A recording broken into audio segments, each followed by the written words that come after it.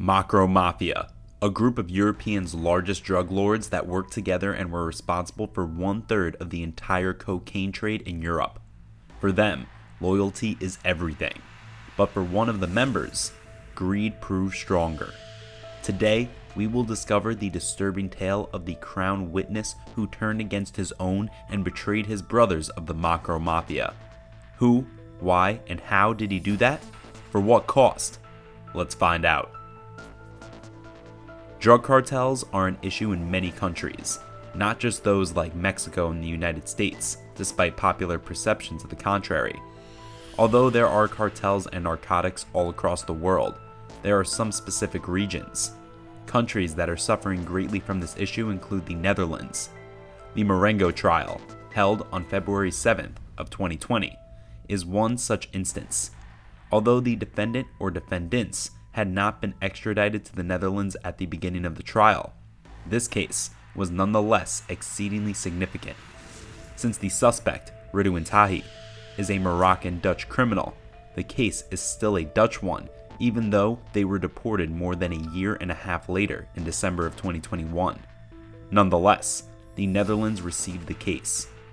Let's sketch an image so that we may understand precisely what is taking place behind the scenes. Nabil B. was one of 5 children born to Moroccan immigrants to the Netherlands who settled in the ancient metropolis of Utrecht in the 1970s. In contrast to his siblings, who were all accomplished company owners and entrepreneurs, Nabil struggled in school. After getting a degree in metallurgy, he sold marijuana and tried out some minor crimes. His best friend from that time told authorities that he was a young man with many goals. It appears that he loved money and told extravagant stories. Nabil asserts that on a night in 2006, he encountered Ridouan Tahi at a local shisha club. Tahi, who was 29 and around 10 years older than Nabil, loved to play chess and had ties to Chefchaouen, a city in medieval Morocco whose blue buildings are said to provide divine protection. Tahi, who lived between Dubai and Morocco, was making a fortune at the time by smuggling hash into the coffee shops of Amsterdam and Utrecht. For the following few years, Tahi, whose nickname was Klein or Little, would become a rising star in the cocaine trade. When significant South American gangs decided to move their trafficking operations from the United States to Europe in 2008, Tahi was ready to help. Launching off of northwestern Africa, he increased delivery by sending a fleet of potent speedboats to Morocco. He extended his business and hired fishermen to receive cocaine shipments. The value of Tahi is now estimated to be above $1 billion, and he may be responsible for up to 1/3 of all cocaine trafficking in Europe. According to Nabil, Tahi started contacting him about part-time jobs in the Netherlands, shortly after they had first met. During the following 10 years, Nabil worked as a lookout for Tahi's organization, setting up getaway cars and gathering information about rival gang members to be provided to the bosses or professional killers. Nabil claimed to have some knowledge of what was happening at the top of the group that the media labeled the Mega Mafia because of his relationship with Tahi's right-hand man. Since some of its members were of Moroccan descent, Tahi denied ever meeting Nabil. Still, Nabil later told prosecutors that while working for Tahi, he witnessed at least 13 murders, some of which he assisted in planning. In December of 2016, Nabil was tasked with pursuing a friend who was reportedly giving information to a rival cartel. Tahi, who liked to describe his enemies in colorful terms, informed a coworker that the nasty youngster needed to be exterminated. 2 men were dispatched to a split-level home in a black Audi in the lush Overact section of Utrecht. On January 12, 2017, just before 2 in the morning, they opened fire with several shots at a man on the porch, instantly killing him. They then abandoned the Audi, set it ablaze, and fled. They threw their weapons into a canal nearby. When Nabil got up the following morning and saw 10 missed calls, he finally realized something was wrong. Instead of the intended victim, the assassins accidentally went after Hakim Changachi, a 31-year-old resident of the same building and the son of a family with alleged gangland affiliations. For Nabil, it was more than just a horrific case of mistaken identity. Changachi was someone he had known since they were pretty minor. The Changachis contacted Nabil and set up a meeting as soon as they learned of his involvement in their son's murder. Nabil thought Changachi had given him permission to blame a rival organization for the murder. He succeeded in doing this, despite being disturbed by his remorse, as he later acknowledged to the authorities. He lied, claiming that his childhood friend Changachi had attended his wedding, and he said he couldn't bear to watch his family suffer. He knew the issue wouldn't go away on its own. He thought the family knew the truth, and he lacked the confidence in Tahi to defend him if they decided to take legal action. He understood that someone was going to make an effort to kill him. Nabil was forced to tell a member of Changachi's family on January 14, 2017, that Tahi had ordered the murder. Hours later, he called a police station in the center of Amsterdam and offered to be a witness.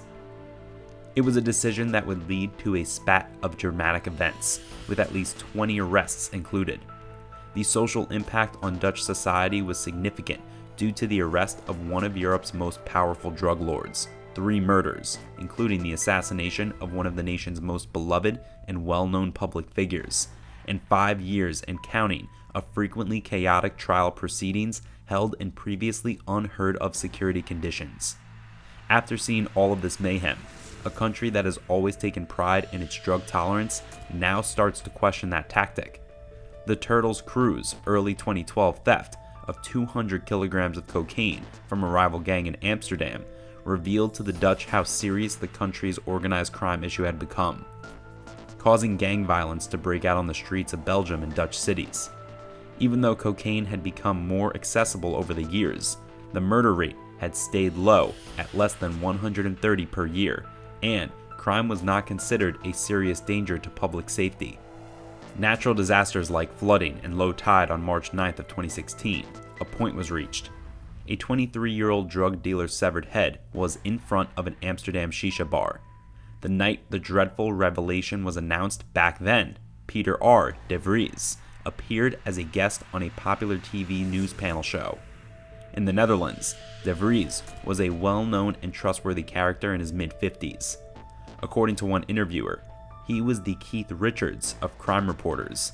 The unusual journalist, revered as a rock star, had a conventional athletic attractiveness and a hint of male swagger. Over time, as his fame grew, de Vries gravitated toward the part, ditching his 80s mustache and math teacher blazers in favor of leather jackets and black dress shirts. While watching television that night, he remembered that the Open Bar Ministry, or OM, the Dutch equivalent of the U.S. Justice Department's prosecution office, had just recently declared that the nation had won the war on drugs by toughening punishments for offenders. He compared the beheading to the scene in The Godfather, where a mafioso leaves a horse's head in its owner's bed. The following week, de Vries made another television appearance to discuss the severed head case. Still, this time he was included in the narrative. De Vries said this was absurd and displayed a level of naivety that he had rarely seen before. De Vries and Willem Holleder, one of Heineken's captors, had a falling out over the movie adaptation of his Heineken book, and Holleder threatened to kill de Vries. Nabil began the procedure to become a crown witness and afterward joined de Vries. The moment he turned himself into authorities on that January morning in 2017, he entered the station and started talking immediately, even though the legal agreement wasn't made until more than a year later. Nabil provided more than 40 statements, which meant that he could get a lighter sentence and the opportunity to start a new life in witness protection in exchange for disclosing what he knew about Tahi's organization in court. The case would continue to escalate as more and more people became involved and drawn into it. Still, the jury had been troubled by the case's overall theme throughout. There is no end in sight for the 43-month-long Marengo proceedings while everything is going on because the gang violence doesn't stop even as the trial continues. De Frost was shot in the head on the 6th of July in 2021 after leaving the RTL Boulevard television studio in Amsterdam, where he had been a guest.